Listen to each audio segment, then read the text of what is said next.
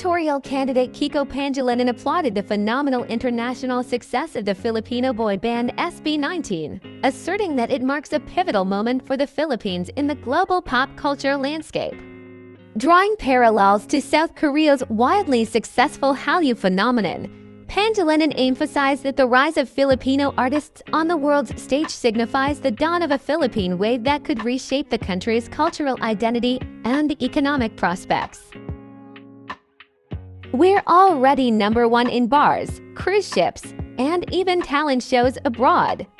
Now, SB19's concerts are sold out not just at the Philippine Arena, but also in San Francisco, Los Angeles, and Toronto, he said. Pinoy pop will become a global sensation with the right vision and enough support from government for those promoting Filipino culture, he added.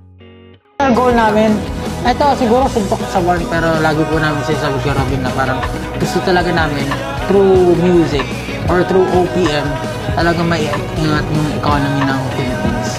Parang yung mga turista, para lang mapanood yung mga concerts na talagang lumilipad papuntang Korea. Gusto po namin na dumating yung point na parang makilala yung OPM all over the world na tayo naman yung dadayuhin ng turista. Alam niyo po yun, ang dami pang magandang lugar dito. Ang daming talented Filipino. Yung ma-highlight po yung talagang arts and culture ng Philippines. Tapos may pakilala kung ano talaga yung kaya natin. Pag dumating yung point na yun, I think sobrang laking tulong po sa bansa natin yung bagay. Kasi sobrang rich po ng culture natin eh. Yung iba kasi pag naabot na yung peak, magaling na ako. Na-prove ko na eh. Sa inyo, nararamdaman ko na gutom kayo. You're not there for the fame.